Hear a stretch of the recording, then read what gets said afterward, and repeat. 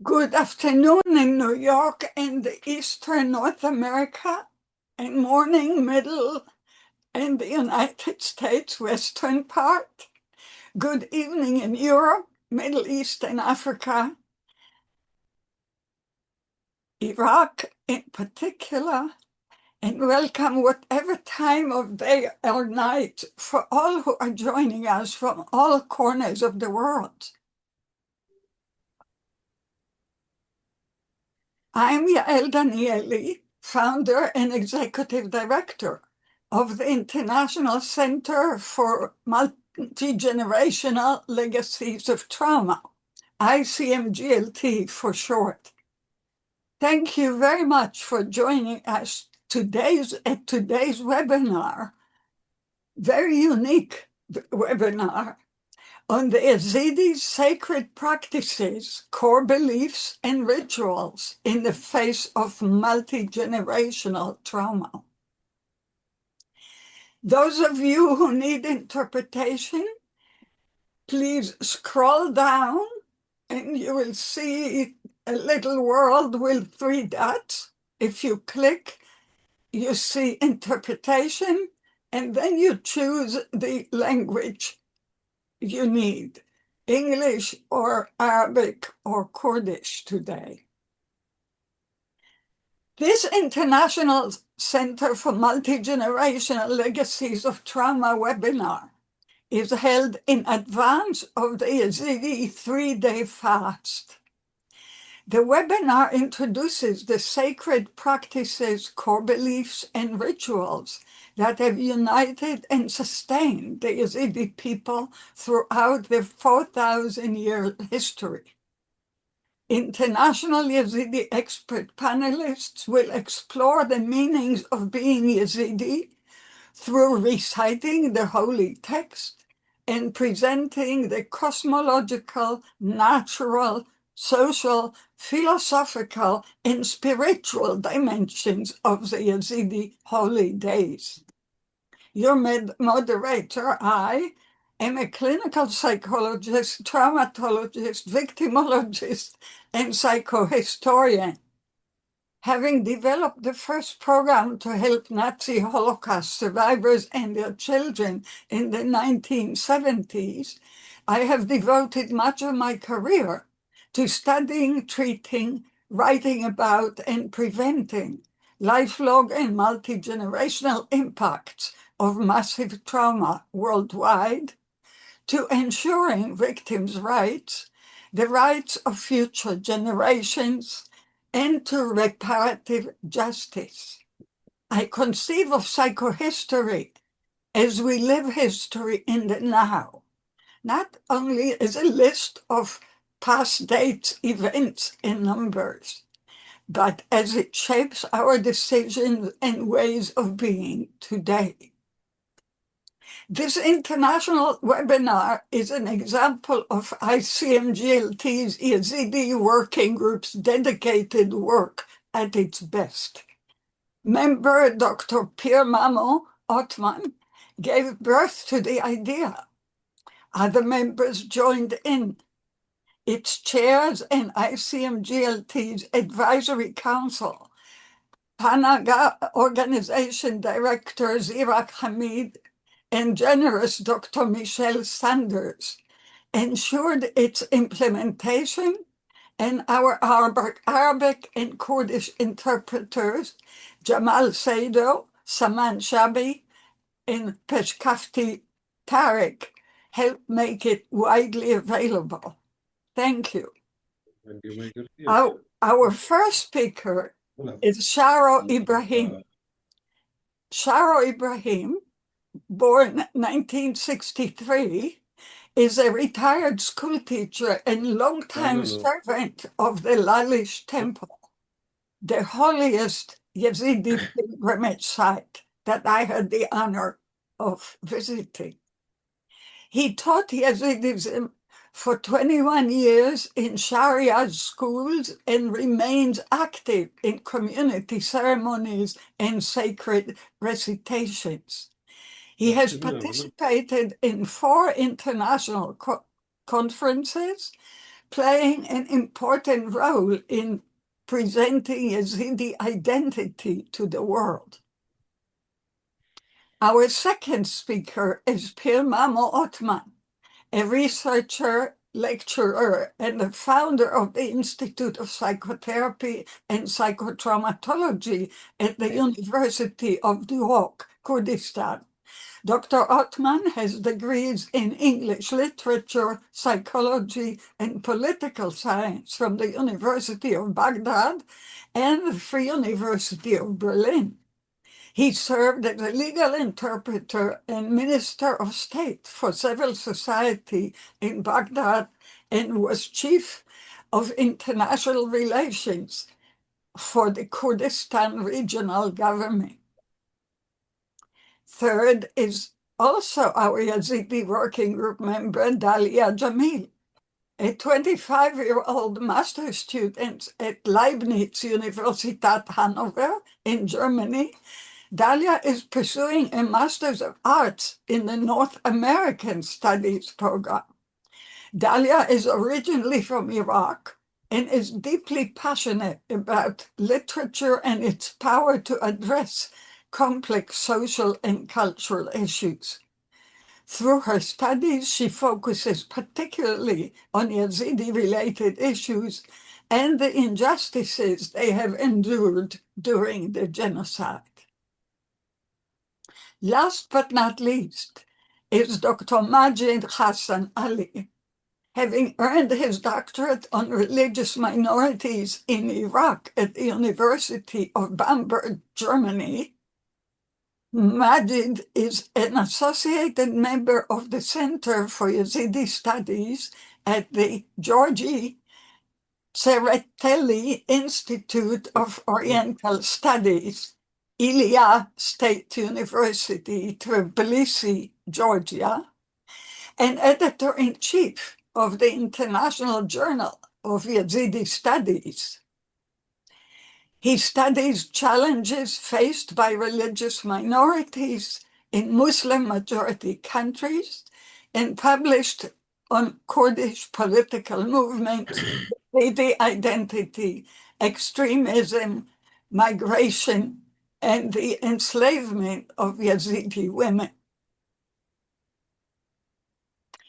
Within an hour after the conclusion of the webinar, you will receive the recording. We have between an hour and a half and 2 hours for the webinar, depending how engaged our audience would be. Each of our presenters will speak for around 8 minutes. Following an interchange among the panelists, I will open the floor to questions or brief comments from the virtual audience. I will then invite our panelists to conclude today's webinar with quotes last words. Please use the question and answer or chat functions, and we will do our best to respond to as many questions and brief comments as we can. Feel free to direct your questions to a particular author or panelist or to the full panel. I now have the honor of welcoming Sharo Ibrahim.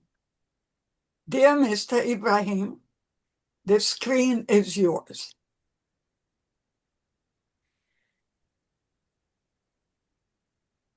Go ahead.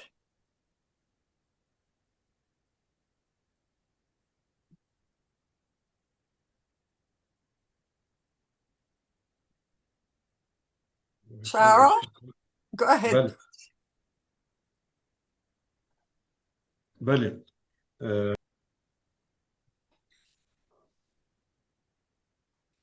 In the name of God, greetings to all the guests and all the participants and also the audience across the globe. From the first talking about the creation of the universe according to the Ezidi belief. Before the creation,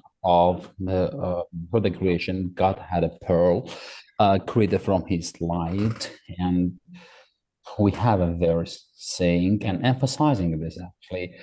he's saying that God has created a pearl from his light, and that the light of the pearl for him was making the world luminous. And after many ages, God created the angels, and he's counting them. All the names that you're hearing, these are the 7 angels created by God, and they're at the disposal of the Almighty God.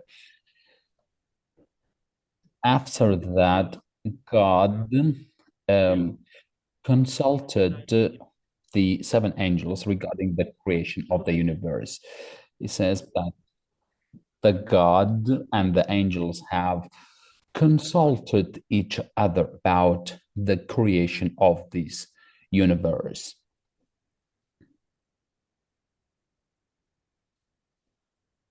And we have another verse emphasized how the peacock angel is actually the archangel. My Lord has created the world from a pearl and created then the 7 angels, and for them God has assigned peacock angel as the archangel. And from the pearl actually could not resist the might and formidability of God. Therefore, it burst out, and then created was the world.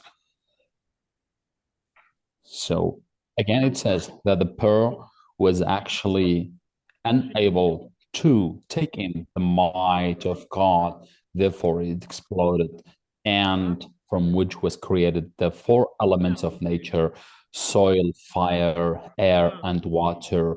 And then were created the stars, moons, and other planets. Meanwhile, there is another verse called Zabun Maksur.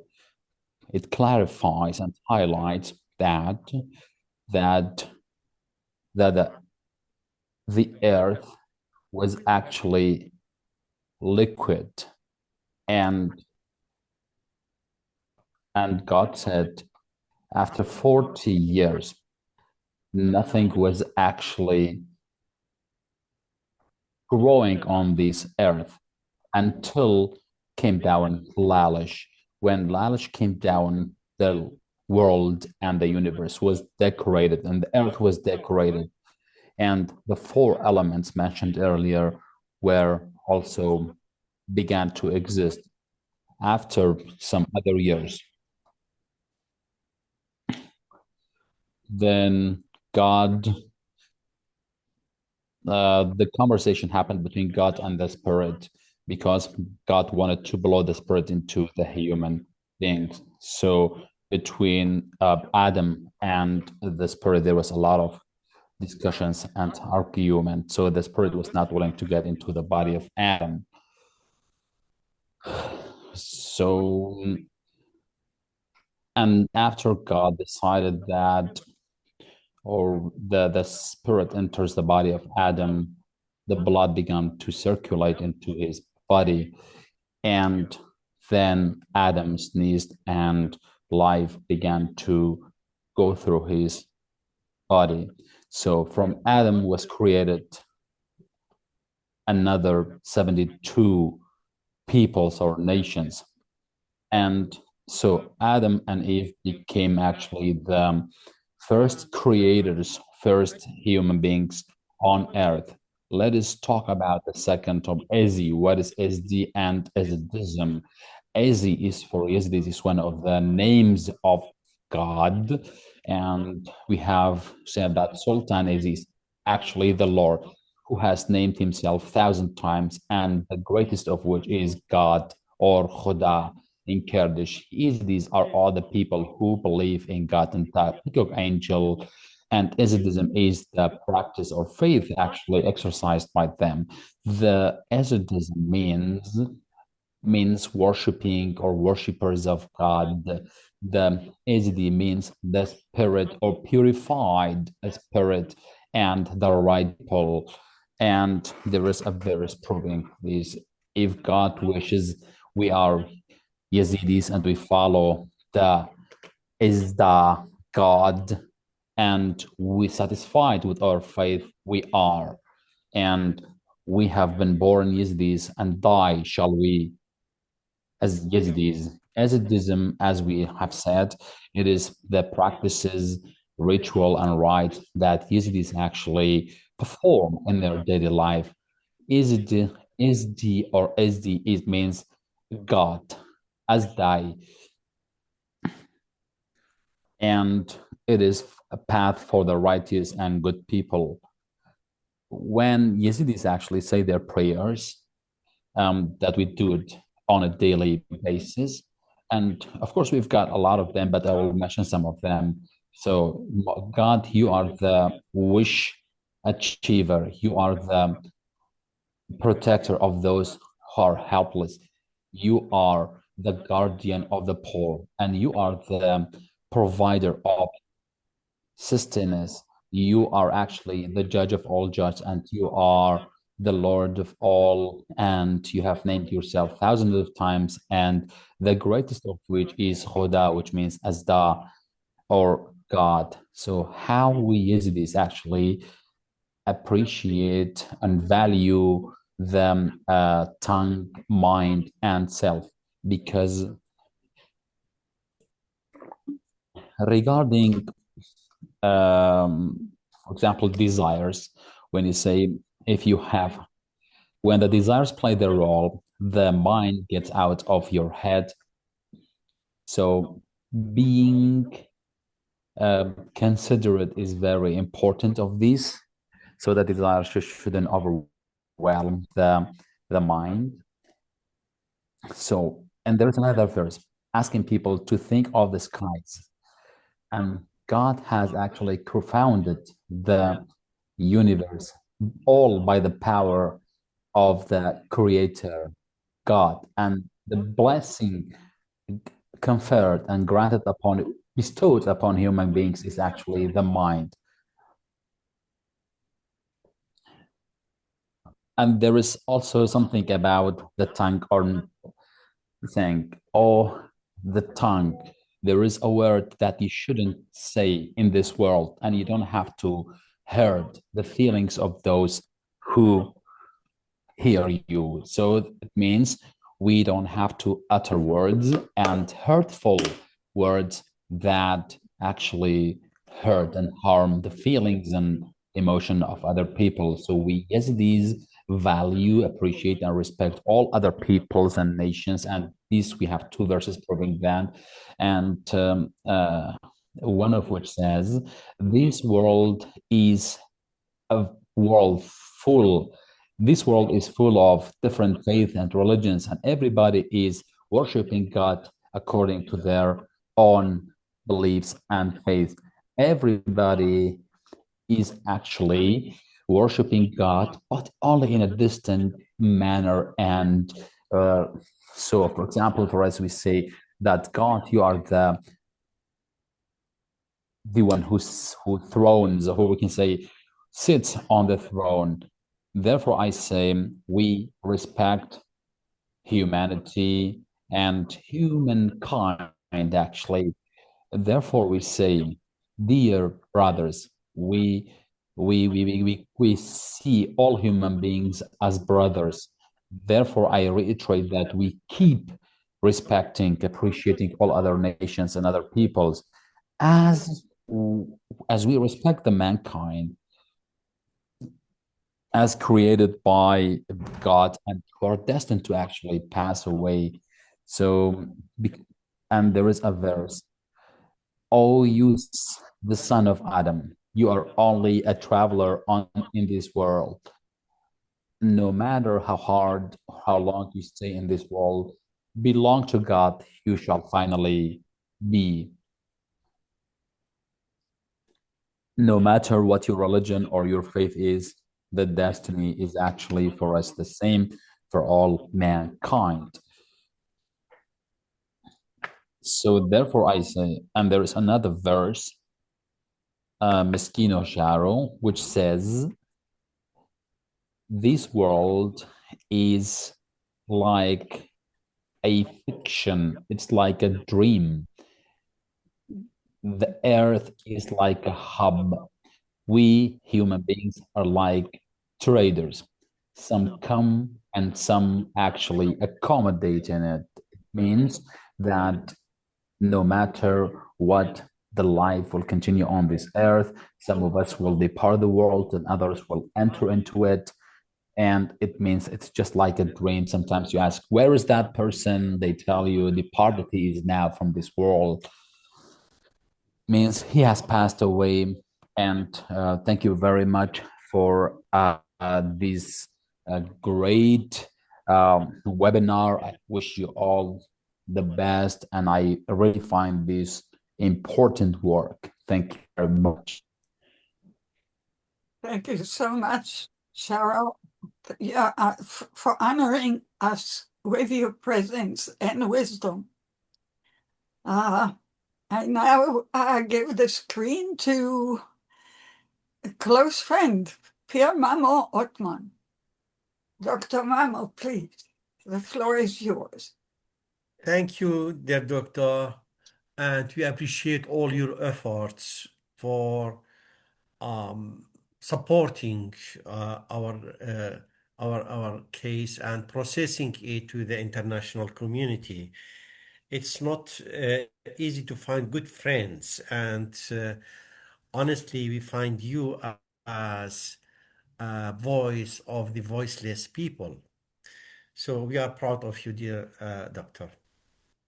So my subject is that just next week we'll start with the three-day fast. So the Ezidi Three-Day Fast. But I want to give a very brief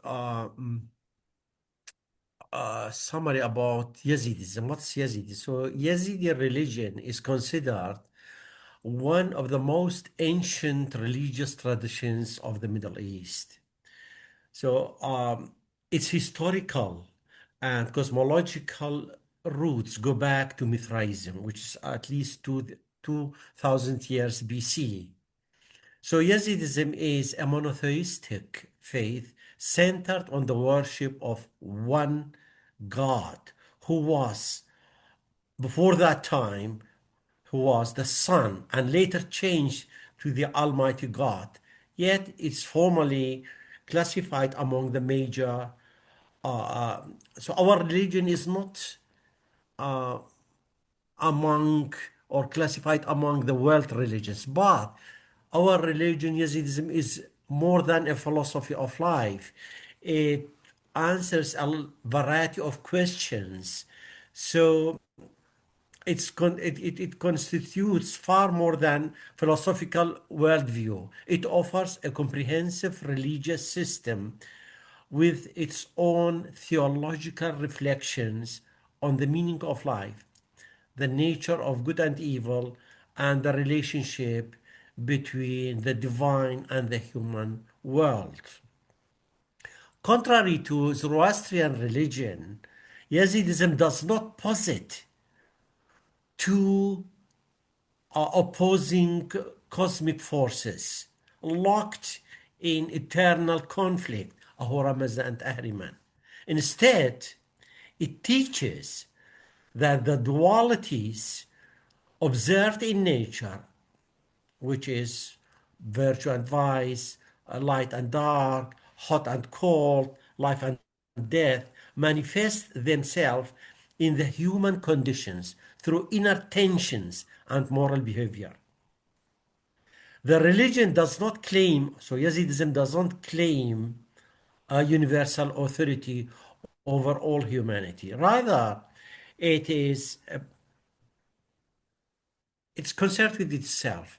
And since the rise of universal religions, especially Islam in Kurdistan, the Yazidis have endured long periods of marginalization and persecution, during which they struggled to maintain their religious identity, belief, and communal continuity. So historically, our religion is more concerned with the nature, as the world religions were concerned with paradise, hell, the day of judgment. Our Yazidism was so developed an innate relationship with the cosmos. So, for instance, our 3-day fast, the first Ezidis who were inhabiting in Kurdistan were observing the cosmos, and they realized that by the end of June of each year, 3 stars appear. They are called Peru, Tarazu, and Qurch. So in Yazidis cosmology, the disappearance of these stars over consecutive nights became associated with a sacred fasting practice. Today, the 3 days fast is traditionally observed on Tuesday, Wednesday, and Thursday of the second week of December in the Gregorian calendar. So, the first day, fasting day at night, the first Peru disappears. In the second night, Tarazu, and third, Qurch on the third day. So the fasting concludes with جەژنا. I'll come to the theological part of it. So the fast marks a moment when the cosmos and earthly realm are believed to be in harmony. So Yazidis symbolically participate in the renewal of creation and the balancing of the universe. The practice reaffirms the sacred bond between humanity and the Creator. Spiritually, the fast serves as a time of inner purification. It's understood as a process of cleansing the heart and mind, reducing attachment to material desires, and strengthening awareness of the divine. So Yazidis describe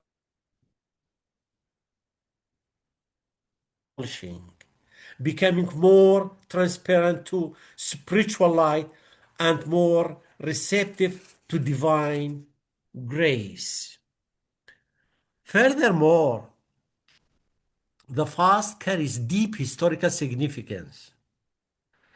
So because we have undergone a variety of persecutions and genocides, so it reminds us of the resilience, affiliation with the religion, and fear and commitment to preserving their ancient religious heritage. So it's those 3-day fast is a kind of renewal of hope as community approaches a new year.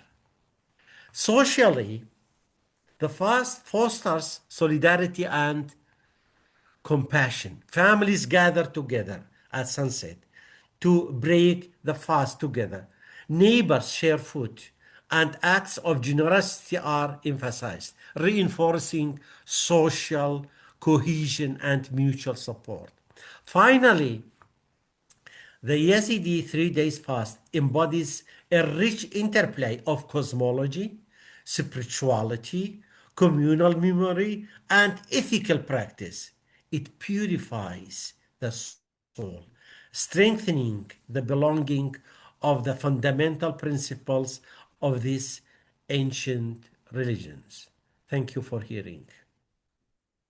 Thank you very much, Dr. Mamo, and thank you for the multidimensional analysis of the value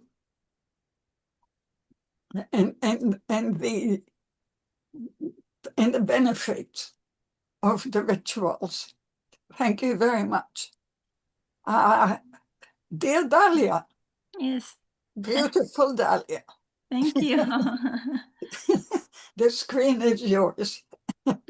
Thank you so much. Thank you for giving me this opportunity to be here today, and thank you for giving importance to the religious minorities, and we are one of them. Thank you so much. And thank you for everyone who is joining us today and watching us. Let me share my PowerPoint and let me know if it works.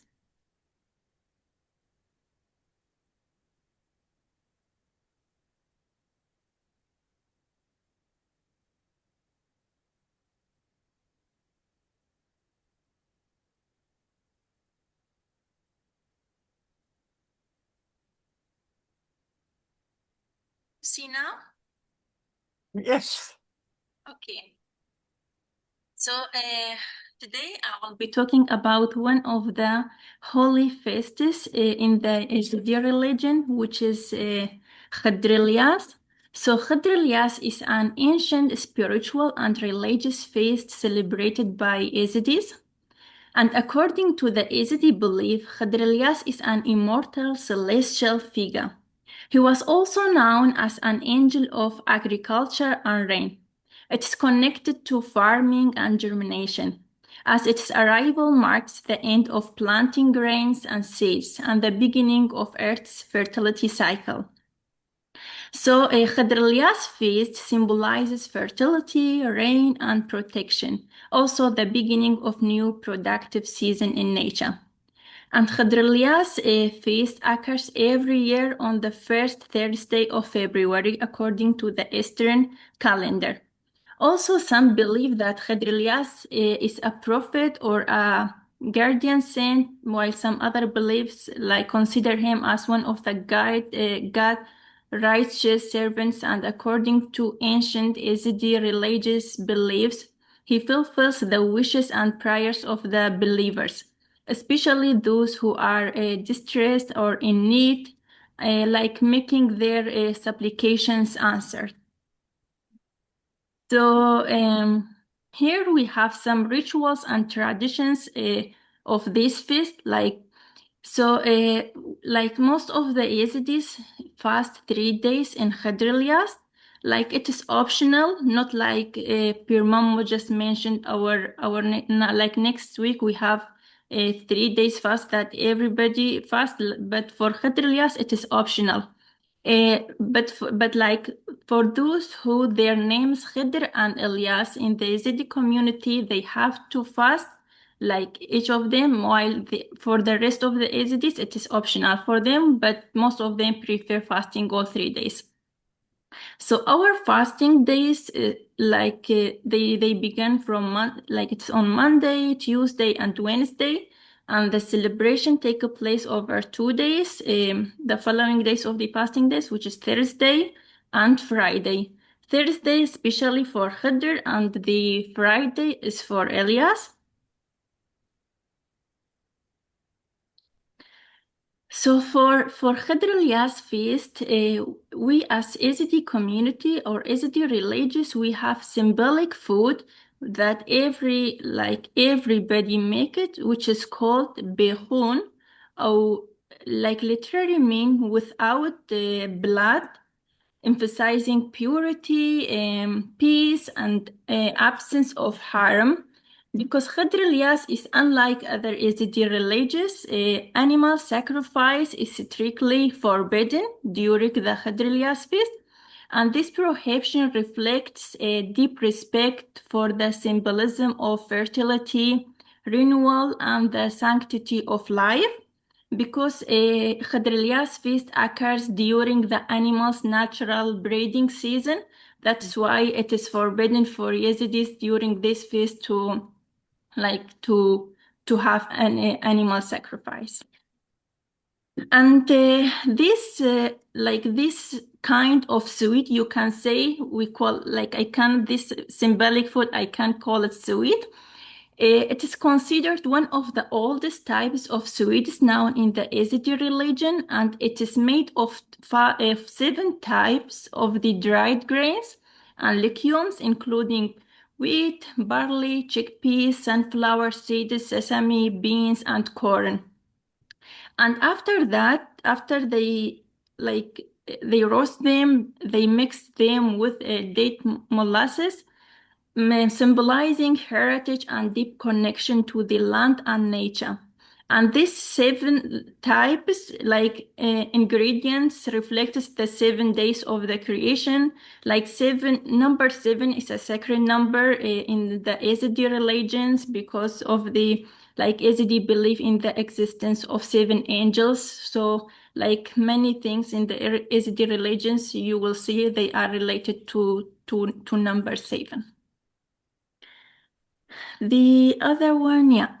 So here you can see some photos. I brought some photos just to see what we have here. So after the roasting grace on the firewood, maybe you can see like these women are sitting. It is called jafuf.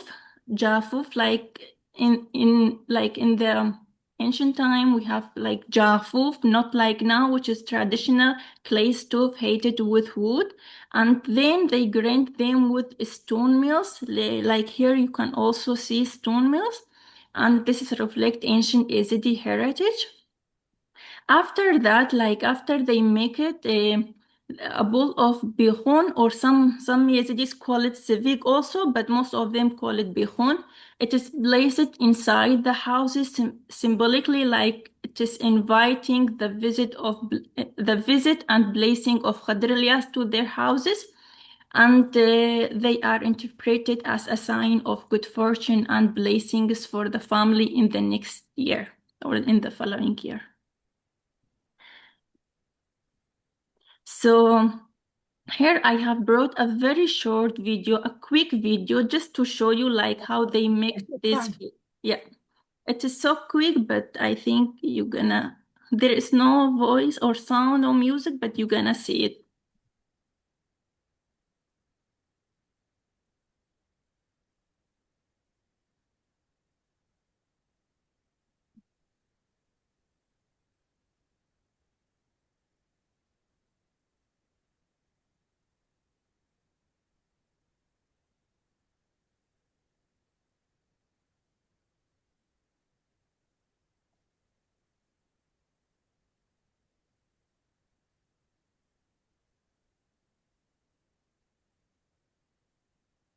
So this is the way that we make it behun of 7 types of grains, and how they make it with that molasses, and this is the way that they make it.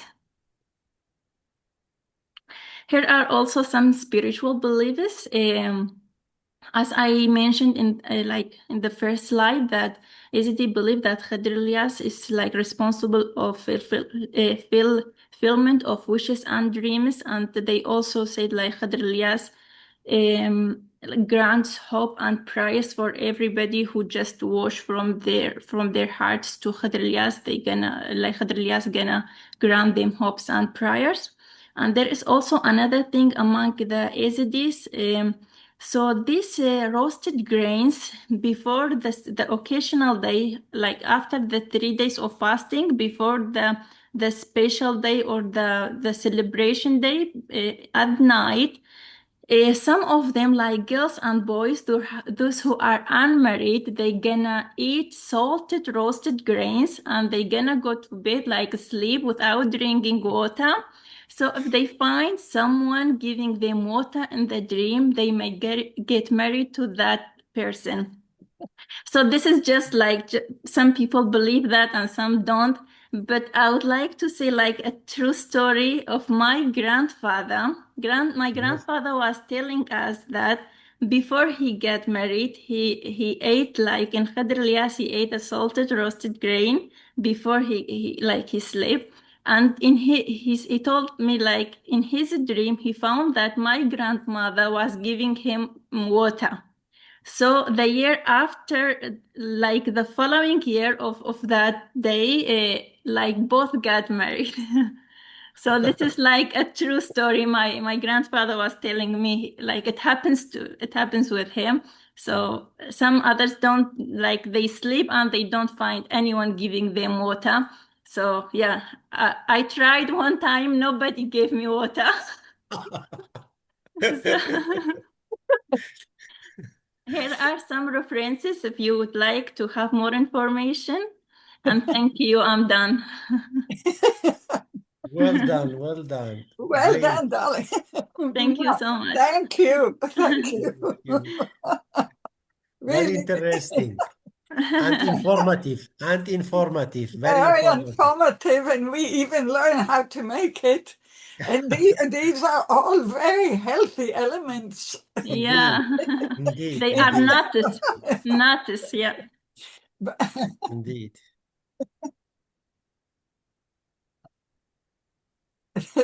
Thank you, my So, yeah. Thank you very much.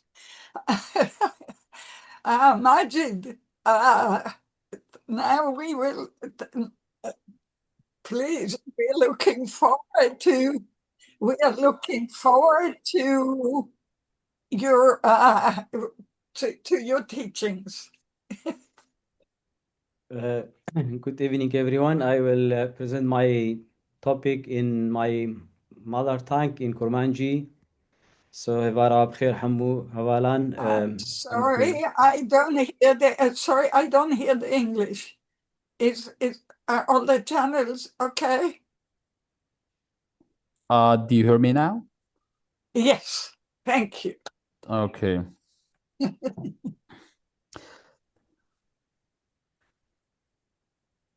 Thank you for the presenters, and thanks for the audience, and also the attendees participating in this program.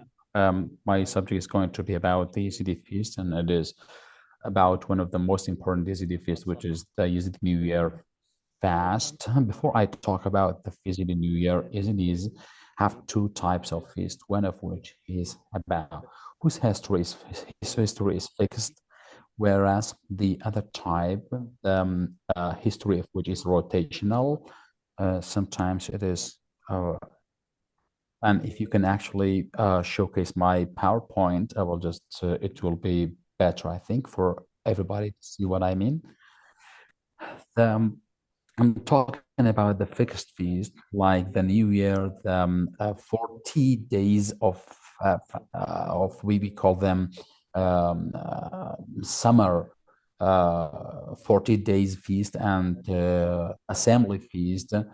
If you can just do the PowerPoint, not the writing, not the paper itself, because I sent over the PowerPoint as well. So also we have baptism and Khidr Ilyas. باش من PowerPoint نينا Zirak, I sent it to Zirak last night, or maybe I can share from my side if I can do that.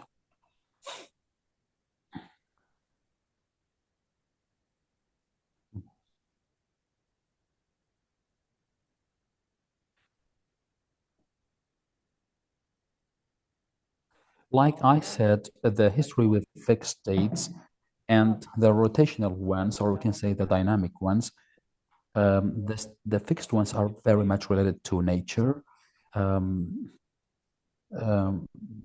also they are very ancient. We can say they are deeply rooted in history.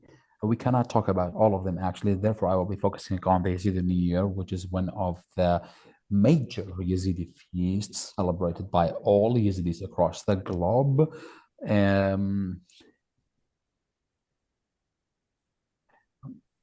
The New Year feast per se means the new year for Ezidis. So that marks the Ezidi New Year. It's just like the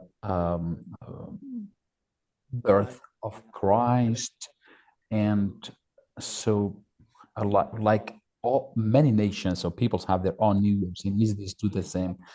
And the difference, or how it is differentiated from others, is because Ezidis do not have any, like, for example, the birth of Christ is indicated, and for example, the Muslims have the Hijri calendar, but these don't have any year assigned to the New Year, because that because Yazidis believe that the start of the universe is eternal and it's something unknown by anyone. Therefore, Yazidis,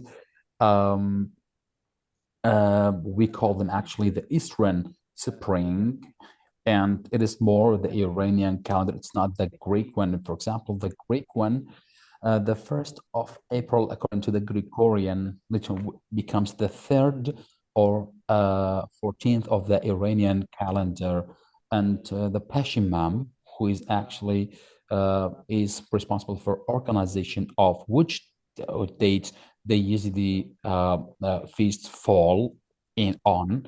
And usually it is the 2nd week of the Eastern calendar, following the Eastern calendar. According, as for the name of the Yazidi feast, we have, for example, some people call it the Feast of Malakzan or Peacock Angel, and in the late 80s or beginning of 90s, and after we have satellites, we also heard of the Red Wednesday. And I investigated this subject because when Nowruz is celebrated, there is a Red Wednesday in Persia, actually celebrated by the Iranians. And in Persian, it means New Rosh, when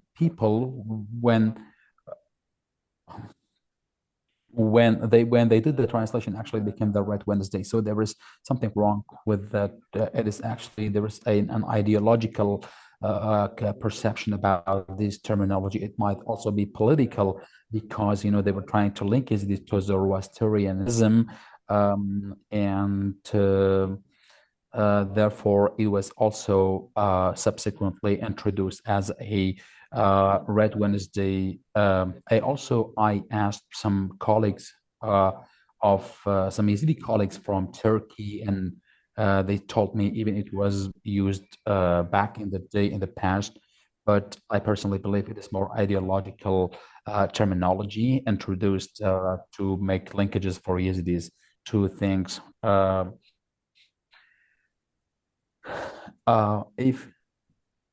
So Sor in Persia means a sacred Wednesday, not a red, because in Kurdish Sor means red, but in Persian it means sacred. So there is actually some kind of confusion of terminology. Therefore, I would say it was mistranslated.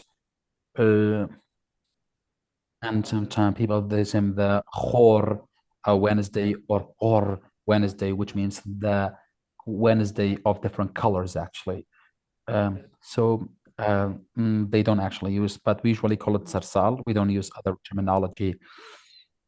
As for the rituals of this feast, it is naturally, it's basically a very ancient feast. And we have a number of rituals performed during this feast. On the eve of the feast, most Yazidis visit or pick up the wind flowers from the plains, and we call them wind flowers. And also there is another plant that we call it gari. It's a spicy, and people don't actually call it that name during the day because it is very spicy. So the a spicy plant, and they don't. And also they color the eggs with different colors, reflecting the nature as a reflection of nature, and to make preparations for the next day on the before the sun rise. The key or the housewife would actually make some mud or to put the flower with that spicy plant and attach it to the door of the Yazidi or households, because you have the shell of eggs on top of that mud mixed with that plant, and every household also makes a special type of food. We have a special breeds, we call them it's like a dough, and then we call like sawag, and that kind of bread or goats is actually distributed to other Ezidi families and households as an act, and the wealthy families and I would say the rich ones actually make charitable acts and deeds to the poor and the needy ones. And in the morning of the feast, the villagers, especially they live in the villages, they visit their religious shrines, and after that, they have a religious person, they call him custodian, or we can say majawer.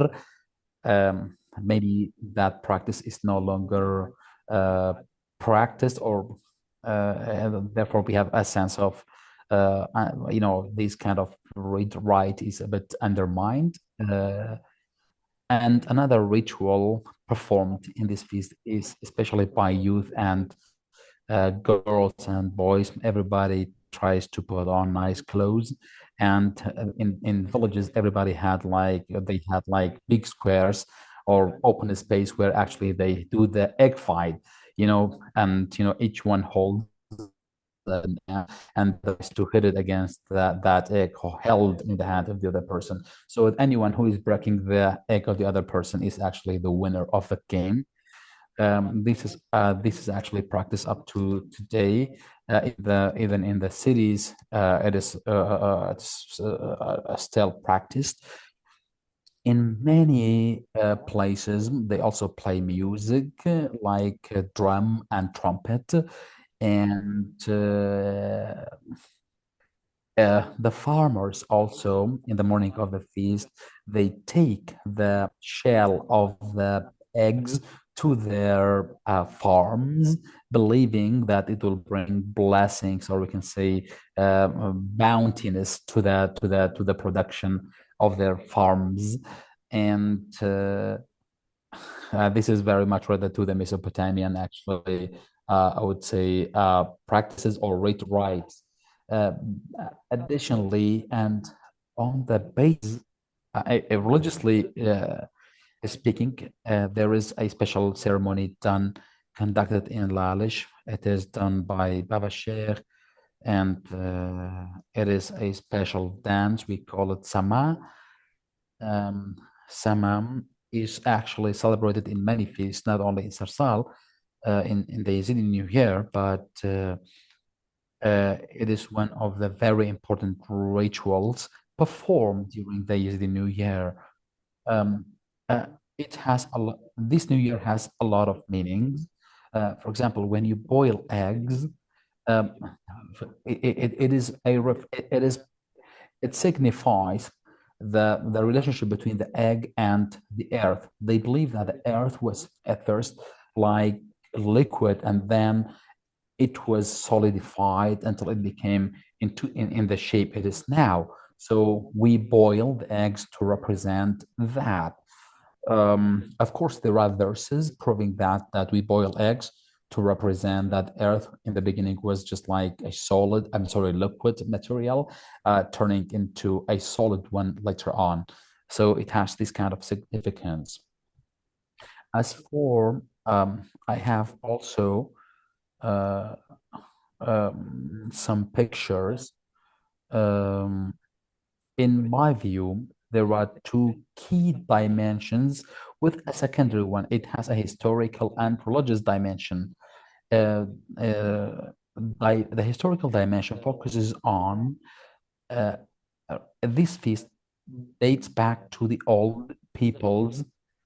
I can't exactly say whether it is Babylonian or Sumerians or from another civilization back then, because I've also seen this in Russia republics. They also actually color eggs.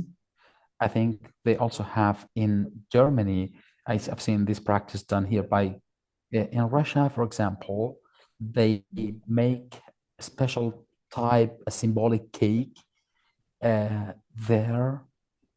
The Ezidis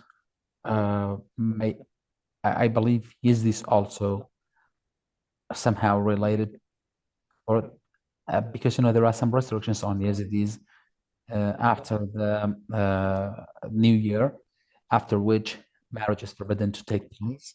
and no land can be cultivated because we don't want any animals, insects inside the earth to be killed, because that's the beginning of the reproduction season. So this is a very significant thing to be mentioned for this Ezidi feast. Here, when these different people celebrate this feast, it doesn't mean they're all Sumerians and Babylonians. No, because actually these peoples mix together, and actually they can inherit and take these celebrations from each other. It doesn't mean that we are the offspring of the Sumerians, but we believe so. Even people in Accra, there who are not the Ezidis, were actually until the 16th and 17th centuries, they were also celebrating and having these kind of rituals. So until the 13th and 14th centuries, after the coming of Sheikh Khalid among Ezidis, the religious dimension has overwhelmed the historical and other dimensions, is more powerful than the historical. I know a number of reforms were made. We understand that these practices were rather to the Sumerians and Babylonians, other peoples in the, but in terms of theologically speaking, but even at the time of Sheikh Hadi, these practices were formed. Then they were more given a religious tone and characteristic, characterized religiously. For example, the name of Peacock Angel became Malikzan, Taus Malik became Malikzan, and as for Yazidis, the religious tone impression has become more powerful. Because they believed if it was all more historically oriented, it could have now disappeared and has no longer been in existence. Therefore, all these are very much religiously attached to preserving these feasts. And we see up to this moment, we've got some religious texts. I will mention some of them because I recite some of them. I had them in Arabic, but I can also say in Kurdish. Came the first Wednesday, the world became decorated. The Wednesday of the April became the sound of the creation, and there are other texts actually talking about the significance of this feast, and they're all religiously oriented. And philosophical dimension of these feast is more related to nature and to the poor and the creation universe of the universe. The fulcrum of nature is actually related. We see that the philosophical if we can actually do a faith-based conclusion of this philosophical perspective. Mm-hmm. And if there are any questions, of course, they're welcome, and we will try to answer them according to our knowledge. Thank you very much. Thank you very much. Oh, beautiful. Thank you very much, Dr. Majid. We now move to the dialogue among all the speakers. So I'm wondering, before we open to the audience, which has very active comments and questions, among the four of you, do you have any comments or questions to each other? And you can unmute, please, all of you.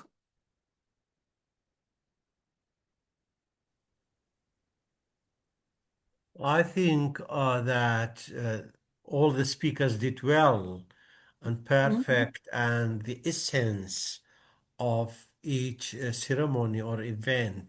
So if we talk elaborately about it, So it takes time, but because the time is limited, that's why we restricted on some major points. On my side, that the 3-day fast has more dimensions and approaches to it, but I shortened it and tried to convey So, one for of the most. example, which dimensions would you add now? Well, if you ask me, the one dimension is very important to add it, which is previously, before the arrival of Abrahamic religions, from the 23rd to the 25th should be a Wednesday, the shortest day in the year. And we as sun worshippers believe that the sun is born and it was on Wednesday, and we had to fast as an honor for the birth of the sun, and to honor it more, one day before sun's birth and one day after that. Well, this date of birth was taken over by Christianity as Jesus Christ's birthday, also 25th of December. Thank you. Would you like, Sharo, would you like to make another comment now, maybe in reaction to what others say before?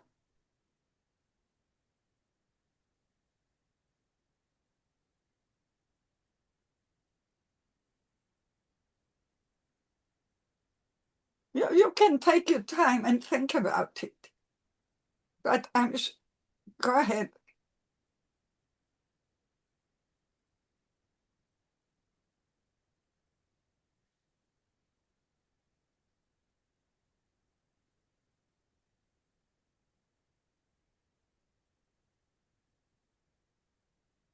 سيدة شارو دوركات قد تشتكي زي ذاكي Nobody has told me actually. Sorry, I did. Before thousands of years, we had known like God thousands of years we have in all recognized God, languages, that we are and just claiming the monotheism of we God, very much believe in and we are monotheism of appreciating God the and existence oneness of of God God. also. And it has been in Arabic language, I would like I to will say, say it in which can be much more. I will say it in Arabic. The wise persons from all times.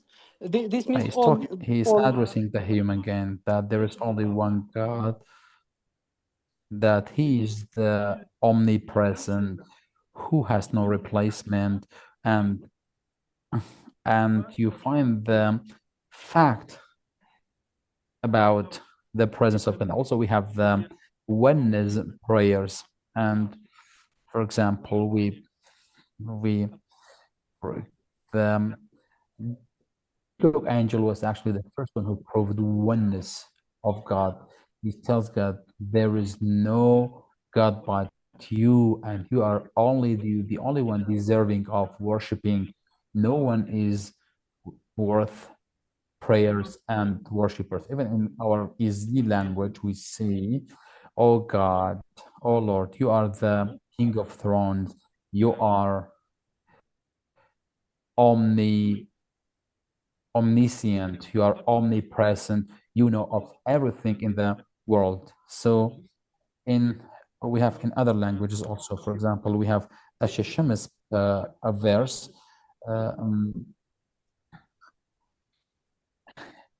It means that God is the entity that actually created the world. And also in Pirsini Bahri, this is in Turkish, I can't translate. Sorry. So it means we use this follow righteousness, and we would like good deeds to be followed. We are praising God and worshiping God in all languages. And we Ezidis are not making partners for Yazidis as the other people are calling mushrikeen. We are the first nation that has believed in God, in the monotheism of God, and the believing of the existence of God, and how God has created the world, the earth, and the sky,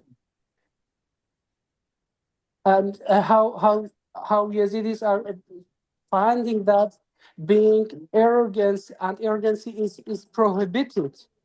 God says that I'm neither from earth, but we appreciate many other natural elements like sun and stars, and we says that sun is the direction of worshiping, and during the creation of the world, sun was the main element, so that's why we are directing towards the sun while we are worshiping. And while also when before sleeping, we just mention the monotheism of God and witness that God is the monotheism and deserves only worshiping. Thank you.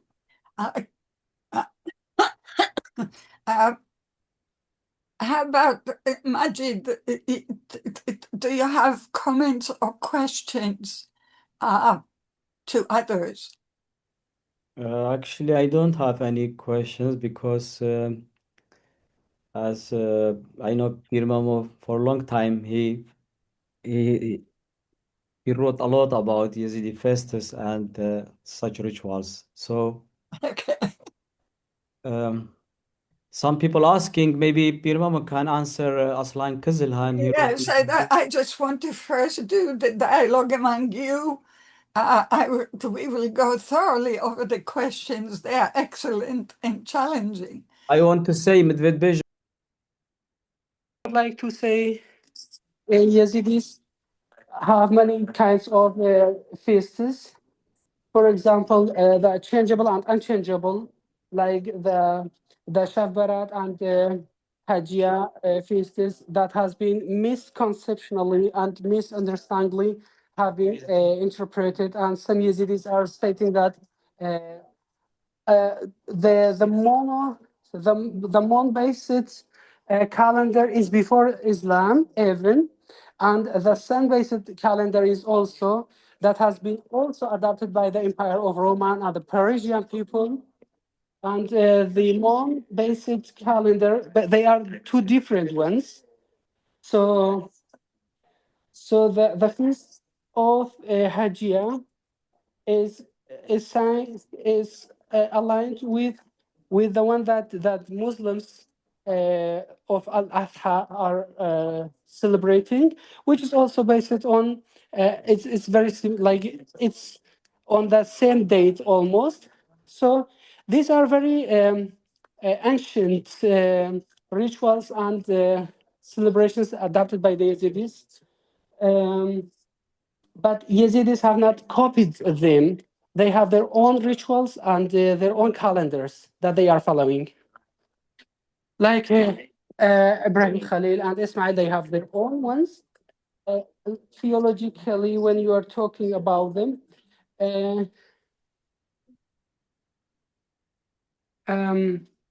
Okay, let's go to the youngest one. Dalia, do you have any comments or questions to the other presenters before we open the discussion with the audience? No, actually, I enjoyed everyone's presentation. It was so cool. Thank you. Yes, there's always, on the one hand, we enjoy a lot what we get, and some of the comments are there should be more and longer, etc. I agree. Yeah, But at time least is limited. we are having a wonderful opening. Let's move indeed to beyond the compliments you received from the audience to the question. Faris Ketty, you have a lengthy question. Maybe you want to speak to the mic, to present your question to the mic. Rabbi, can we give the mic to Faris Ketty?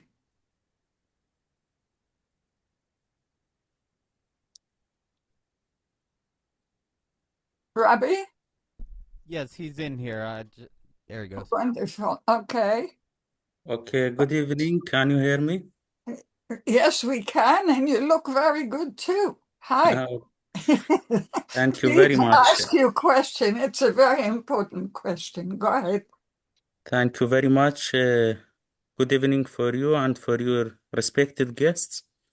I'm glad that I can attend these good presentations with good information. Actually, at the beginning, before the question, just my note was because I thought that the presentations will be more about the role of these feasts and rituals and practices in encouraging the communities to face the challenges of genocides and the psychological and trauma problems. However, I being late, I don't know if at the beginning there was some presentation regarding that or not. But the two presentations or the last three presentations that I attend, it was more about the feasts and the ceremony of the feast and the philosophy behind the traditions done in that feast. Just I have a question for Dr. Momo. It is written in the question and answer, and if he want, I can read it, or if he can read the questions. Please, you can read it because yes. because that way everybody hears you. Go ahead.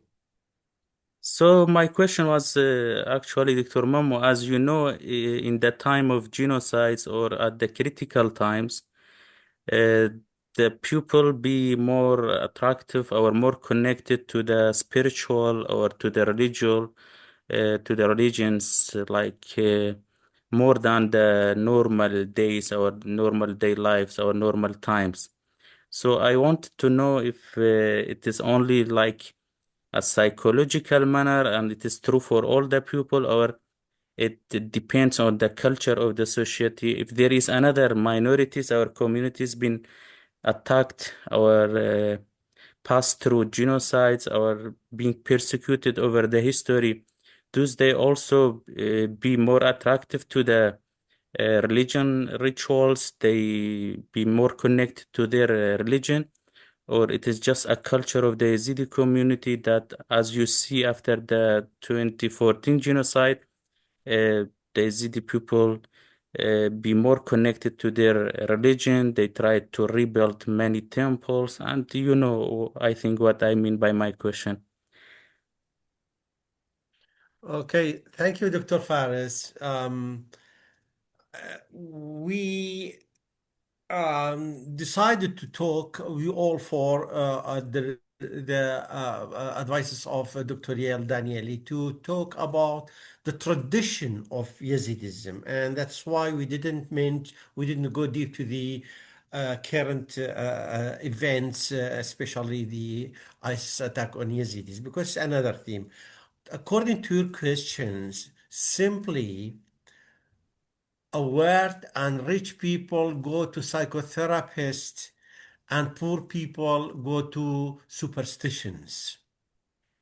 So simply the Ezidis differ themselves theologically and spiritually because of the affiliation feeling and the same faith. Those two characteristics connect small communities all over the world. And the more you are spiritually connected with the ethics of your religion, the more psychologically you feel free and better. So if you, of course, you know, or the Ezidis know, we have some piri-hajjal. And if people had some mental disorders, they take him there. And he has to stay there 2-3 days. And in many cases, he's recovered and comes back. There is no psychotherapeutical treatment, but spiritual ones. So if you believe in that, and in many cases, Ezidis, because we have for each disease a small god, small g, a god. And this is before the arrival of Abrahamic religions to our community. So Ezidis are more, in many cases, they are treated by sama, which is a music.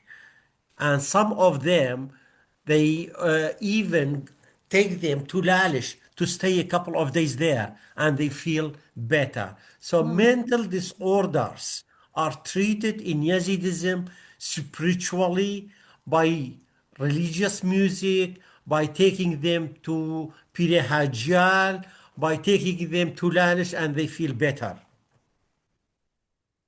Thank you. First of all, thank you a lot for Dr. Mamo for taking the challenge of the answer. And thank you, Dr. Faris, very much for your question. It's a crucial question. Today's webinar was more to introduce the Ezidism to the world. So the world, they get some idea about who are these people, what do they believe, what do they hope for, what are their dimensions of mind and heart, and spiritually. But you're absolutely correct that we need a special webinar on the healing aspects, healing and challenging aspects of religions in the midst of trauma. And we will do that indeed with other religions. I can share with you that, for example, in Israel, when the hostages were freed from Gaza, the Israeli hostages, even today we see that we learn that they very much adhere to the traditions and kept the traditions, the Friday, the Hanukkah, etc., which helped them maintain a semblance of continuity and normality and spirituality in a place that was horrible. So your question is excellent, and we would even take it further than only the Ezidi people. Maybe we'll have several religious representatives who would discuss it. But we will talk. How about you join our working group and you bring the idea, we work on it and we implement it. That would be that is how we work actually. We have ideas and we work on implement. This is the genius of this working group. So thank you very much. Audrey asked here, Sharo Ibrahim mentioned Adam and Eve, are those their names? And she also said, Dr. Majid mentioned writings. Are there holy books and writings?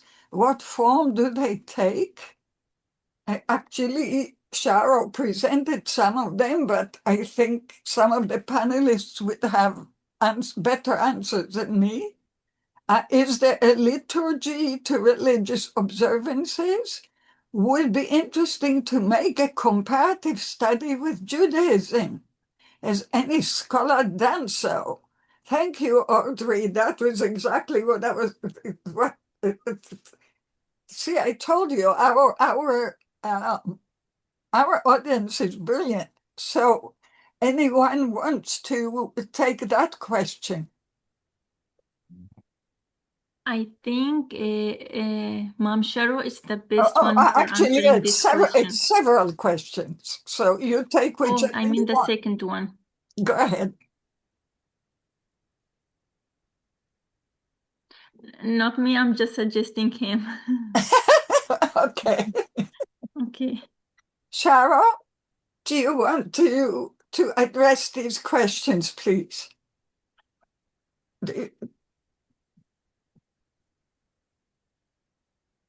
Can anybody read for him or one of the interpreters? Yeah, I believe the interpreter interpreted it. So, where is Sharo?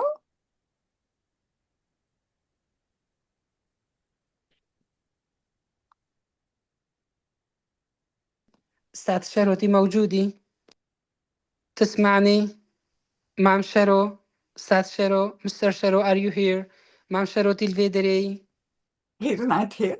مايكروفوناتها He's muted, قرتيها I think. مايكروفون He does. مايكروفون قرتيها. He's here. Hello, Sharo, please. Yeah, but he's muted. He Yes, forgot. He's now. muted. Oh, Yes. okay, please. Yes. Speak. Thank you. Go ahead, Sharo. The question was to you.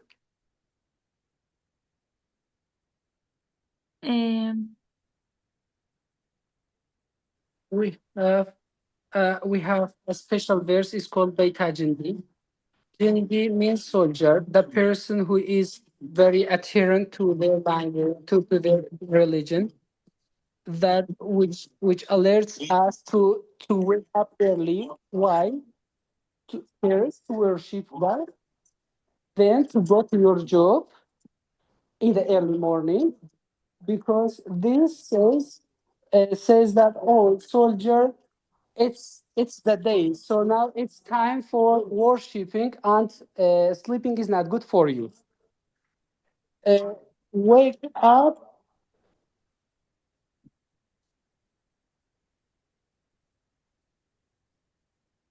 It's also Yazidis are supposed to wake up early, wash their faces, and start with their worship, and face themselves towards the sun, and demand God for unity and mercy.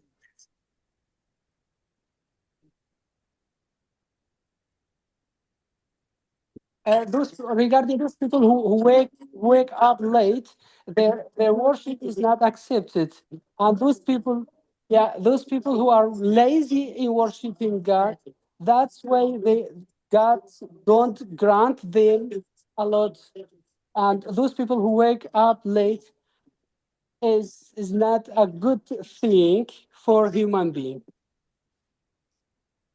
Since you are when you are a worker, it's also fair.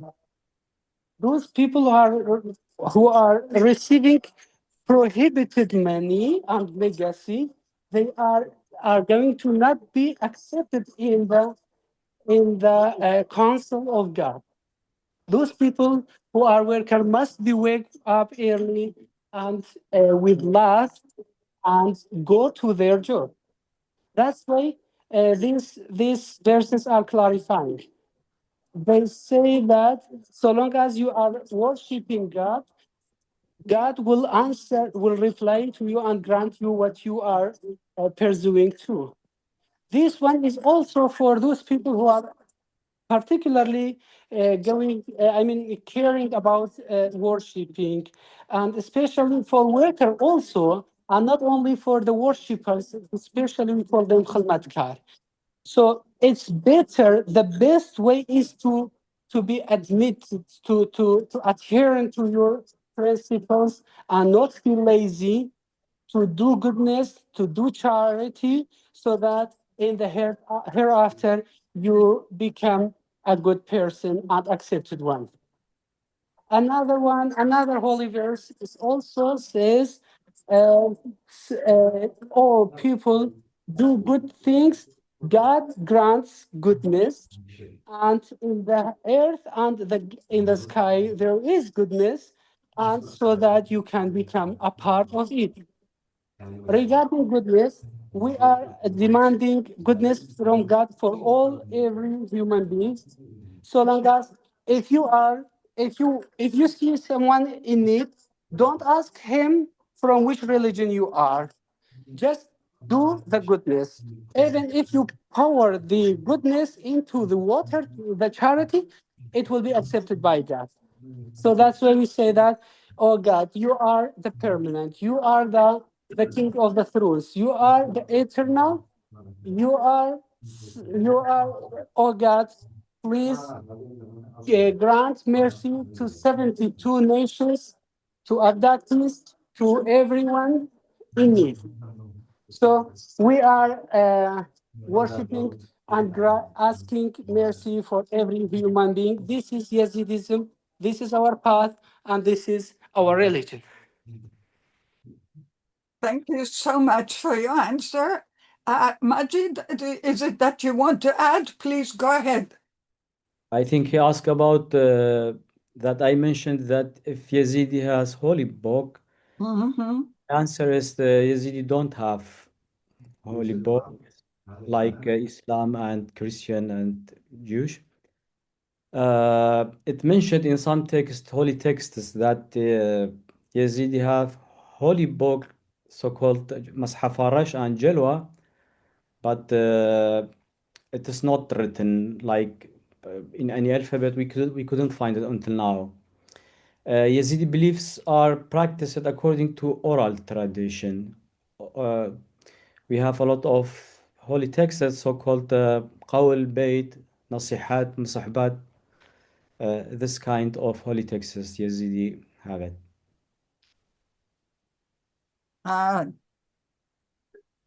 Good question, good answers, and who knows, maybe somebody in the future will create these books.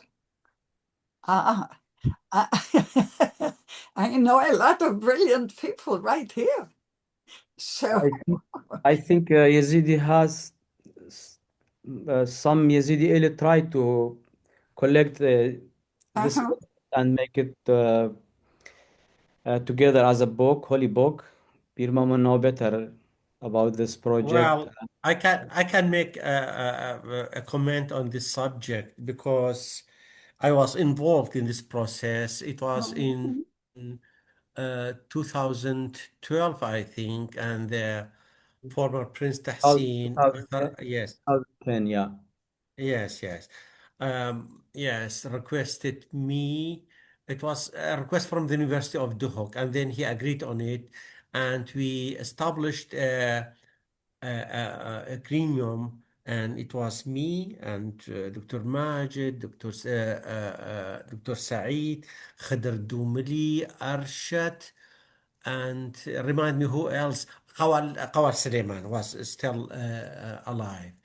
And we gathered about 190 religious texts. And we prepared everything. Then Kovan edited it grammatically and morphologically. So I discussed the issue with the religious council, spiritual council, and especially with Prince Tahsin. Told him if we publish it as we have gathered them together, then we will be criticized because a lot of Abrahamic's impact, religious impact, is on our religious text. So we have rarely a text that without mentioning the name of Prophet Muhammad or Jesus or Moses, or Abraham. Anyhow, those religious texts were formulated from the 11th to the 14th century under the impact of Islam to protect us so that they will to protect our religion and our survival. So a reformation I suggest a reformation is necessary. To go through those texts, we have to purify them because most of them were not directly or 100% related with the fundamental ethics of our religion. That's why, and then the other subject which I suggested to write an introduction and talking about the subject of devil, because we are in misconception. We should clarify and show people of the world community that we are not devil worshippers. And at that time, we agreed on some points because the history and the conception of devil is a Sufi one rather than a Yazidi one. So anyhow, again, they were against those reformations because they believe that the majority of Yazidis will say we have been practicing these religious texts for thousands, at least for 800-900 years, and now somebody will come and say they are not correct. So people will not accept reformation, and that's why the texts are still here. The texts are still here. Thank you for sharing it. and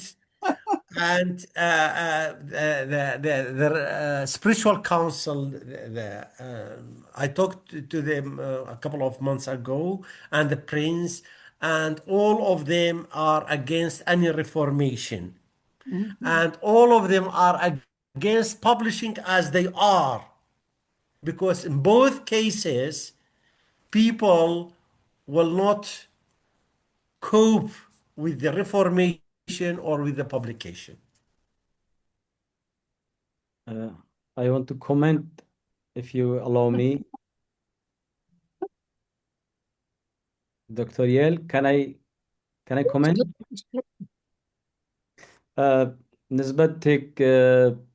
نسبة نشر كرنا كتابك بيروس راسي بروسك قالك بزحمته. Publishing a holy book actually is a very hard job.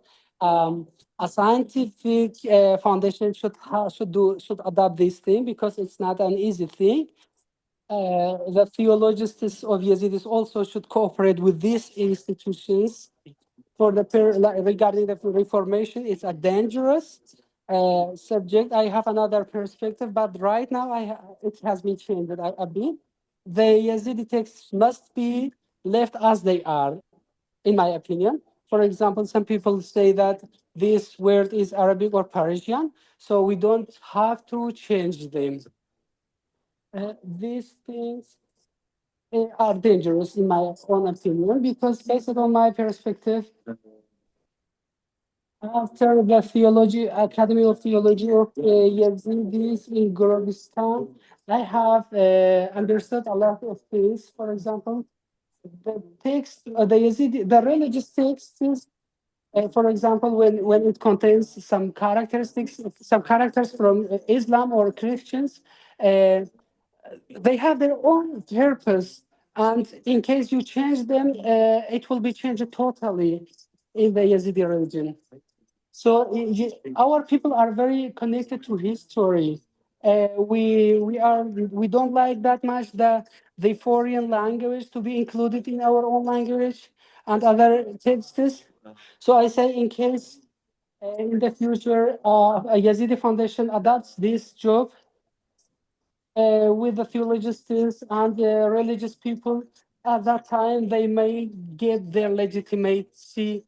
At that time, I remember the deceased Baba Sheikh and Prince Tahsin at that time was supporting this thing, but based on the genocide and hardships, these people who were working on them, they separated from each other and they couldn't work on it. That's why I think Dr. Mamo can talk about these things. In case people are not satisfied with the Yazidi, with the existence of some Islamic characters, for example, in the religious texts, you can give a correct interpretation to these texts. For example, the name of a caliphate, or especially the stories. Now we have many stories in other holy books. For example, the story of Pharaoh in the Quran. Also in the Christianity, there are some stories. Each one are interpreting in their own way. I don't think we'll come to a resolution right this minute. I think this is an ongoing discussion. And I think these kind of discussions, from my impression of the world, are taking place in all of the religions today. So let's keep our minds open and go from there. There are three very important points that are still here to resolve. I think one is very specific, so let's start with that one. Then there's the lovely comment from Victoria Antonova, our Ukrainian friend, who is giving us greetings and is finding, and she tells us that they're Kurdish friends in Ukraine, which is interesting, and that there are commonalities with the Ukrainian people in terms of genocide. And of course, that they also have the very ancient pagan tradition of decorating eggs in Easter.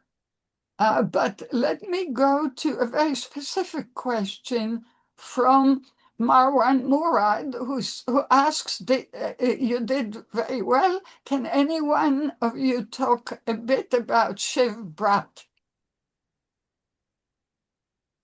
It seems like... إذا شروط دي بحث كان ناس باخم بحث شبراتها. Say that again? Well, yes. Well, we have taken over a lot of Abrahamic ethics, theology, and superstitions.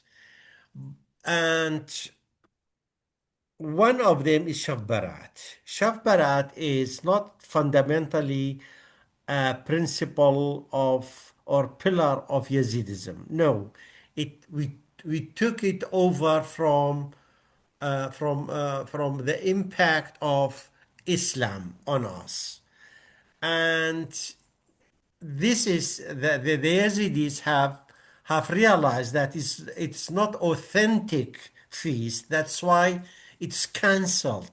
It's in the last 40 years or 50 years, it's no more practiced because the citation of the text were purely Islamic ones, and only a group of people were practicing it, and the other were mocking at them.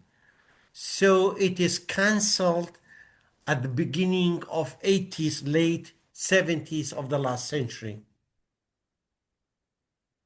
Thank you. And by the way, for some of you to know, in the library of the center, we do have writings about the Ezidis and from the Ezidis. And so please visit. And so Audrey, you can find some things there with us. And we will exhibit them in our library within a month. So that would be very helpful to people here.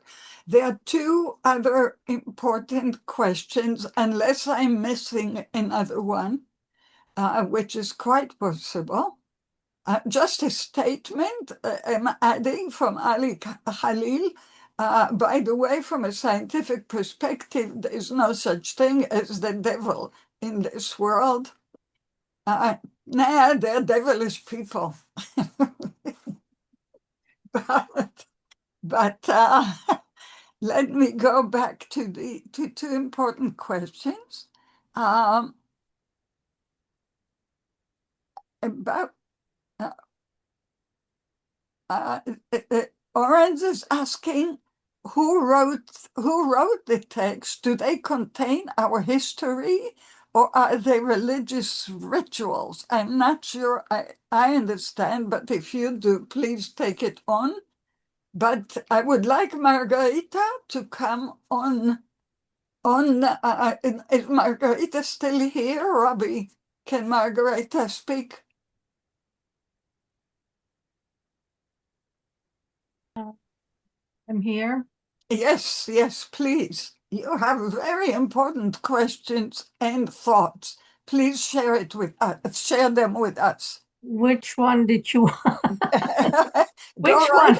Go ahead. You pick them. Well, for one, thank you all so very much for your contributions, for your knowledge, your expertise. I am just so grateful I can listen to this. And I could listen. I would love to have a 3-hour academic session with you individually. We can arrange for that too. But I mean to really go in depth. Let me use your comment to say, if anyone in the audience can help us contribute to our interpretation fund, that would help making things longer too. So yeah, that's good to know. I had no idea. Yes, please. We can absolutely use your donations. They are used totally for the improvement of what we do. And I do, yeah, I take care of that. Well, let's see. Goodness, I have to remember some of the questions that I asked. You made the point about in the camps. Yeah. So could you please share that? Okay, couple of things. Yeah, well, one of them is I lived for 3 months in Camp Mamrashan 2 years ago to start my school. And I saw no outward signs of the people practicing religion. And with very little I knew, very little. It was not until almost 2.5 months that I realized in the cabins there were hangings on the wall with, but later on I found out there was some soil from Lalish, I think, in it. But I didn't see, I've wondered really, how did these wonderful young students that we have in our school, just such deep thinkers, such absolutely wonderful young people that don't compare to the Western kids in no way.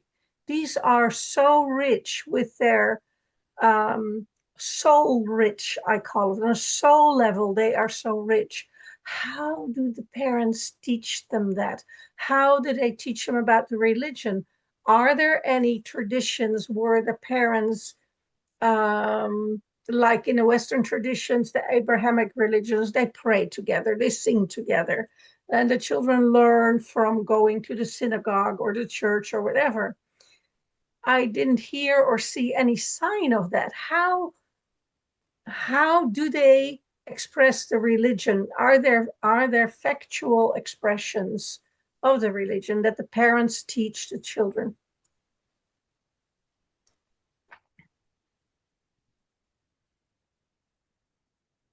We are open to all of you commenting. سيدة شارو از تشتكي بيجم تجي بشتكي كرم كبيجة. Well, it's a very crucial point which has been raised by Margareta. And we Yazidis, we are not like Muslims to go to the mosque or to the church like Christians. So we learn spiritually from our tradition, from our neighbor, from our parents. So we don't get spirituality only from our parents, but from the neighbors, from a common feast that gather together, eat together, and talk together. They dance together. This affiliation feeling, this feeling of belonging is very strong among Yazidis because they know that they will lose the ethics of their religions if they don't attach to the spirituality of the religion. We have no other choice only to stick to our tradition, to practice it, to learn it in the community, to communicate it, and to practice it. And that's why the Yazidis have been surviving all those genocides and persecution, because each Yazidi has his own peer, has his own sheikh, has his own, his after brother and his after sister. So this spirituality bring people, Yazidis, together and let them to come nearer to each other and learn spirituality from each other. Well, then I still have a question. I mean, I hear what you say, but I'm a Western person, and we go by facts and clear expressions of things. And when you say they learn from each other, from the neighbors, we dance together. What in fact? How do the parents teach? Do they not pray together? Do they talk about a God? Do they talk about Taos Melech with the children? And do they pray? I don't even know about that. I lived with them for 3 months and I don't even know that. Well, actually, 5 times a day we pray and we look at the sun. So we face the sun, sunrise and sunset, and during the day also. So twice a year, there is Taos going through all the areas and the villages where the Yazidis inhabit. And there they learn a lot. Then your sheikh and your peer visit you at least twice a year, and they advise you. So they transmit the tradition, the Yazidi text, which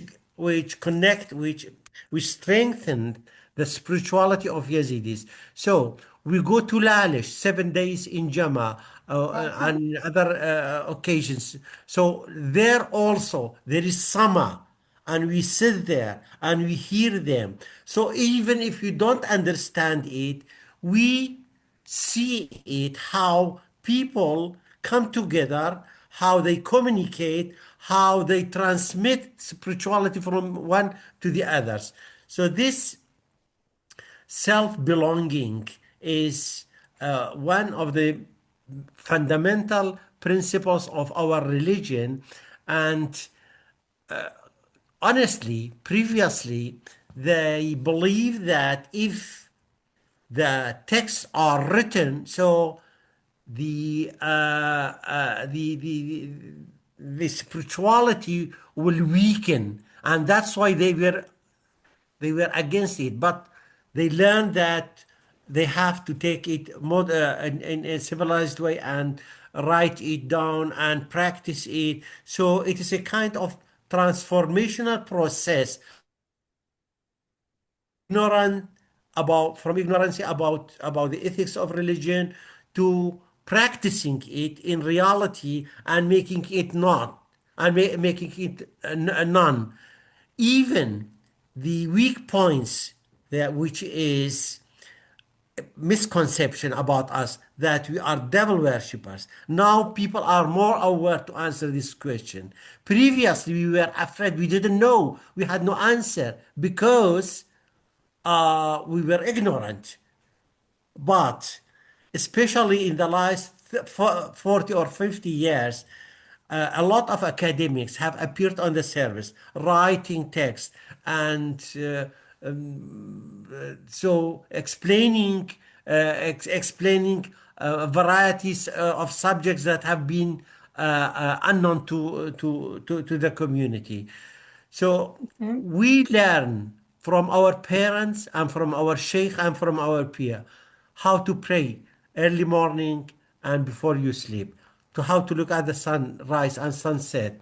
Then we learn from when we go to Lalish, when there is a New Year Sarsal, as Dr. Majid mentioned that, or Khidr Ilyas. So these at least 5 to 7 authentic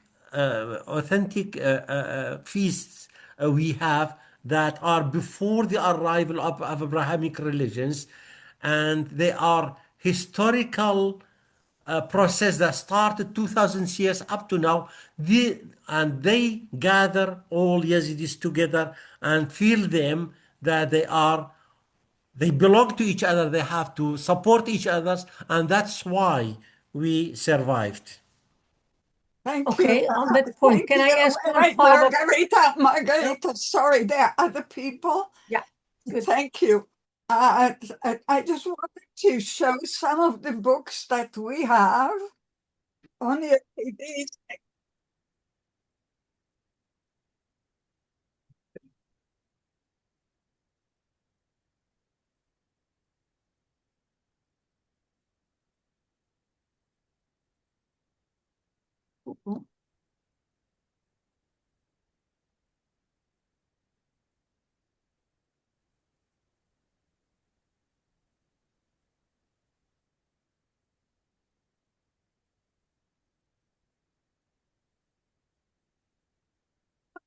I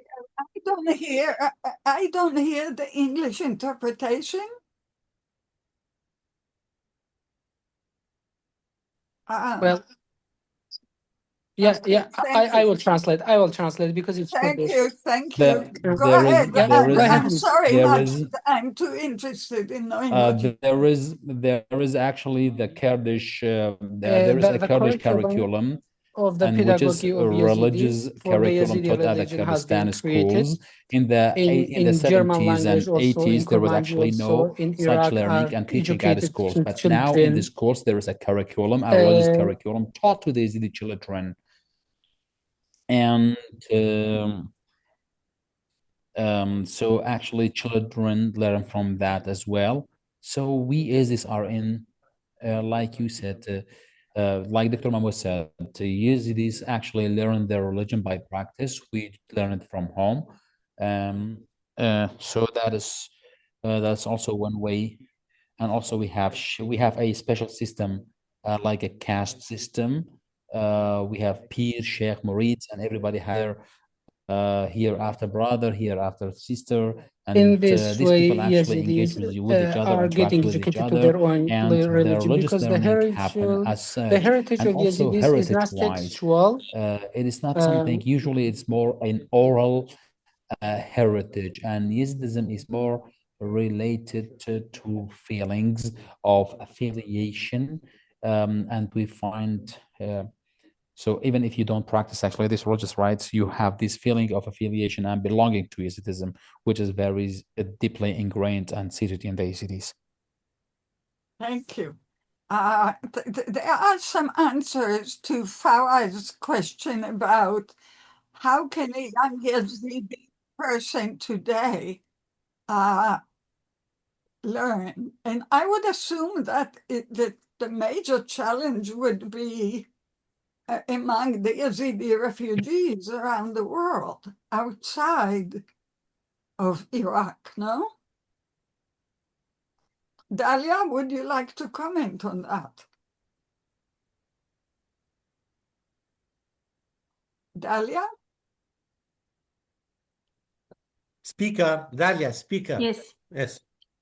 So Thank you. actually now in Germany also like some religious people from Yazidi religions, they have opened like schools for Yazidi kids. Now they just announced from the next month, like once a week there will be a school. Like there is houses in every like city in Germany for Yazidi. They practice their religious occasional like celebrations, such stuffs, and they have invited kids if they want to take like religious courses. They're gonna teach them everything about Yazidi religion.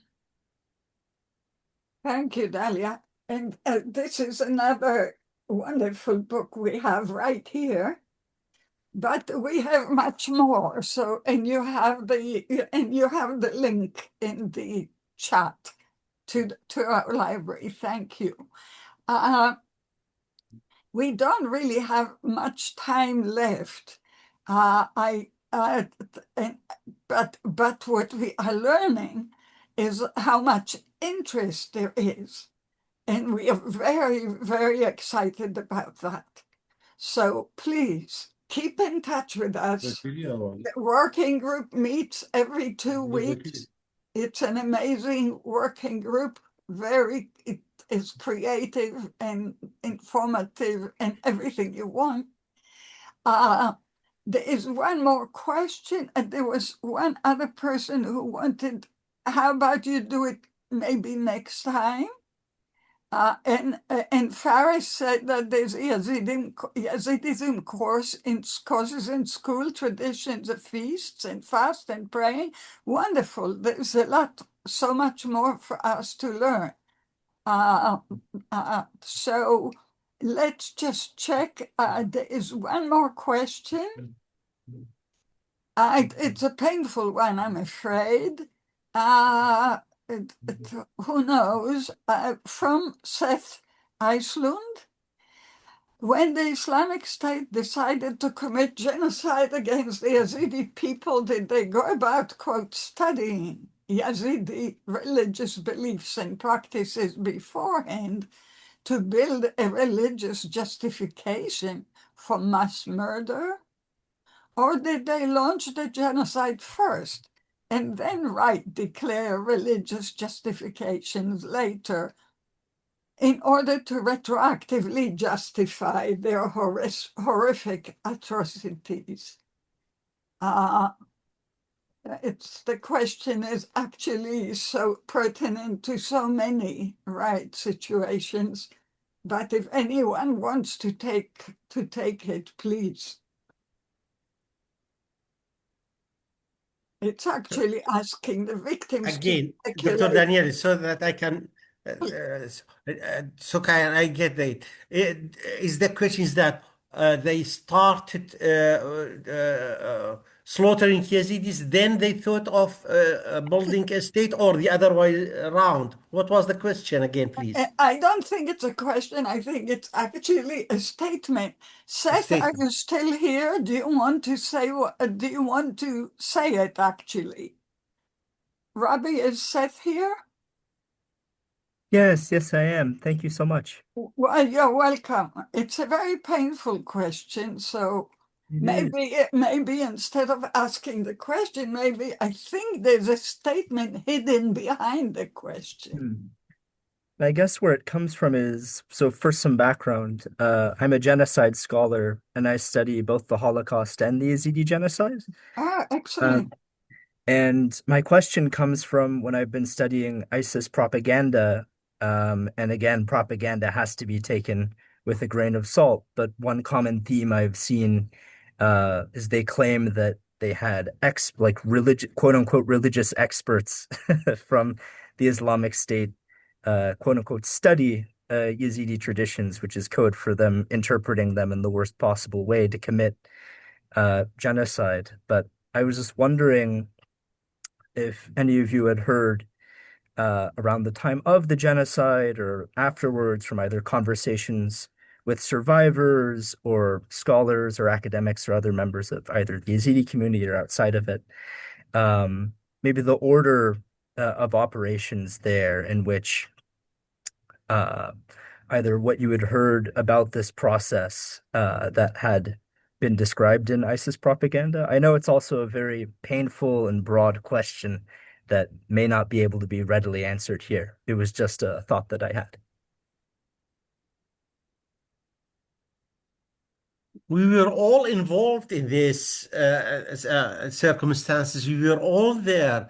We know what happened. We know that they attacked the Yazidis because they were powerless. We had no party. We were not protected well, so we were powerless, and that was the weakest chain of the society to enter Iraq and destroy the ethics of minorities. So whatever they did, they withdraw it from some religious texts of their religion. They didn't behave arbitrarily. They justified their action by reciting some religious some text from Quran or from any other book that have been published by their leaders. Anyhow, it was very clear what they were doing. It was very clear that they were not, they were justifying their actions of attacking Yazid, slaughtering them, raping the women. They said everything is allowed because we have in the history of our religion such events that happened during a prophet's time and till later on. So I don't see that is something secret to the society. Everybody knows about that, and we were there and we talked with the victims, and we hear the perpetrators in the TV and other courts, but they were not sorry for their actions, and they justified it because they said we are defending the ethics of our religion. Thank you Yes. so much for explaining. That makes a lot of sense to me. I appreciate your answer. There is a Muslim would like to comment. Let that be the last comment. Rabbi, can you find Mohsen? It's Mohsen. In here now. Thank you. Ivara Perun Bashin. Hi everyone. Good. Thank you very much for all the contributions and the presentations. And also thanks to Mam Sharo for presenting the religious texts, and for Dr. Majid, Master Dali, and Dr. Mamo, Dr. Yel. I would like to say something, but I wouldn't talk long. There will be another webinar, right? There will be another webinar, right? That's a question. There will be many more webinars, absolutely. But help us raise funds for interpretation. بس محتاجين باراكم كان يجيبوا مترجمة لما باريوان بديني وقدي هم يقلق ويبينار دي كان.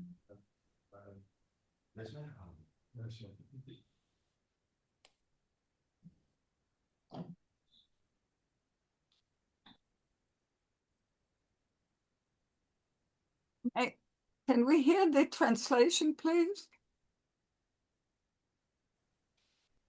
He's wondering if he can comment or something, I think. Yeah. كرمك سيدة شارو. We Ezidis, we know that there is only one God, and we believe that both good and evil come from the same source. Mm-hmm.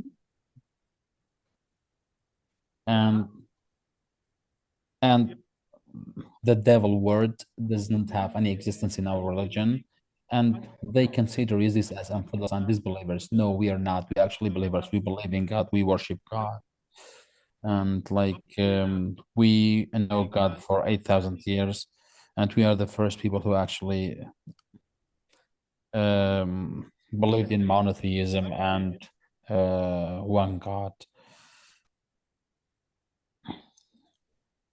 We say that our God is powerful, and he is the one who carved everything out, and Lord is the creator of all the universe, including mankind. So I would like to reiterate that we do believe in God and nothing else. What with the misconception people have about these, and they try to showcase these as infidel believers, and they say that these are polytheists. They mean to harm us.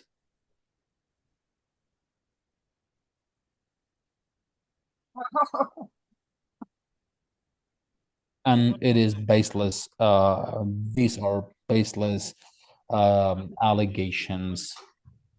We Yazidis just worship God.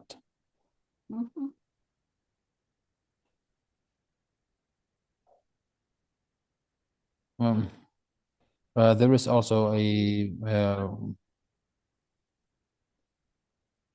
is verse that there is only one God that's deserving of praise and supplication.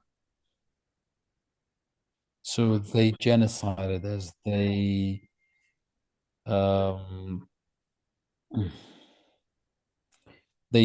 accuse us of being followers of devil, and based on that, they actually genocide us. We get genocided only because we are Ezidis. They want to obliterate us, actually.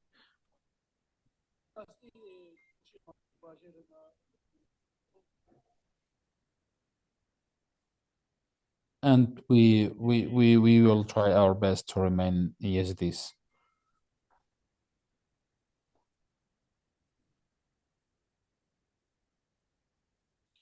Thank you. That was my comment. Thank you very much. Thank you, Sharo.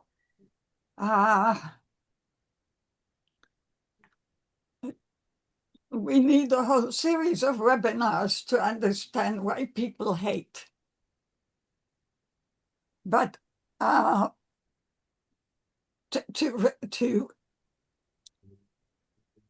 to receive the rationalizations as, quotes, truth or facts, that's another issue. So we really have to stop. We need the last words from everybody, from these brilliant presenters.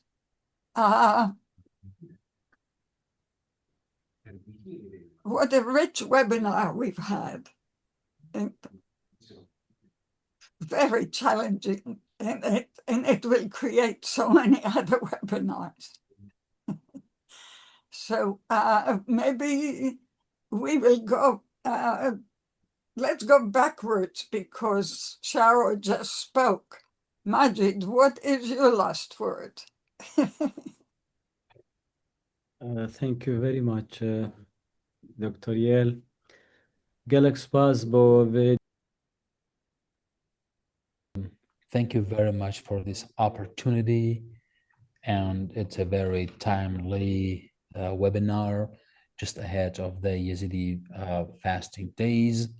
It was a productive presentation and webinar. I believe with the presence of this many people from outside the community is also significant, and I hope they've learned something new, and I hope there was a new learning and I wish you all a very good time. Thank you. Thank you. Thank you very much. Dalia, dear. Dalia. Yes. Your last word. So my last word is that It's just the last word for today. It's not the last word forever. so that just people get like accept each other. People respect other religions. People don't harm each other based on their skin, based on the colors, based on their beliefs. So in this case, I think we all will live in peace if we didn't if we just leave each other and accept each other and be open-minded as much as we can, so that we all can live equally and in peace. God bless you. This Thank is you. my last message to everyone. You're wonderful. Thank you, dear. And Dr. Mamo, please.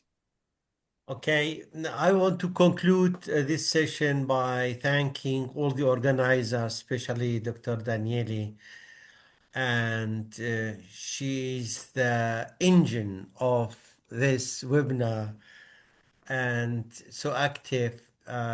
Also, Zirak organized a lot, and great thanks to all the interpreters, because the religious texts are not easy to translate them simultaneously to English and the other way around.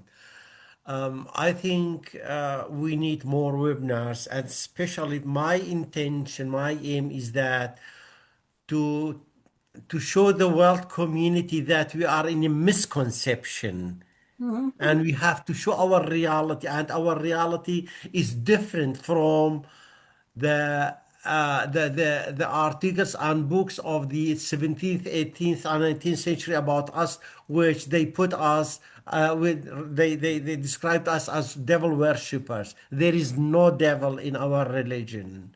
So we are a peaceful community. We are not a missionary religion. We don't want authorities. We don't want to take over power. All what we want is that people should accept us as we are and not as we should be. And thank you.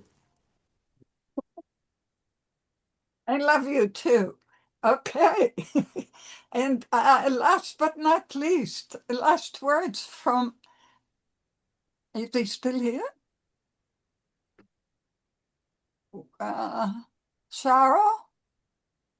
Would you like to say the last words for this webinar, please? نعم شكرا لهذا اللقاء.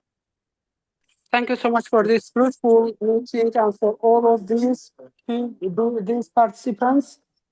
And thank you so much, and thanks both for God and the Almighty God, the monotheist God, and who is the creator of the angels and the sun.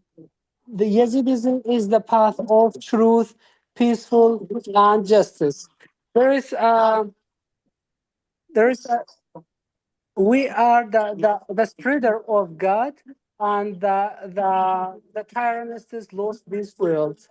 All these rituals, or our rituals, or everything belong to us, symbolize the unity of God and the monotheism of God. Thank you so much for everyone and for all the participants. Thank you very much. Thank you again for Zirak and for Michelle. I don't have enough words to thank the panelists. You've done amazing challenge of both speaking internally to the Ezidi people and externally to others. This is amazing. And we are looking forward to more webinars. Please feel free to write us your ideas so we can flourish with them. And all my love to you, and until next time. And have a good fast. Bye-bye. Thank you. Okay, bye. Bye. Bye-bye. Have a good night. Good night.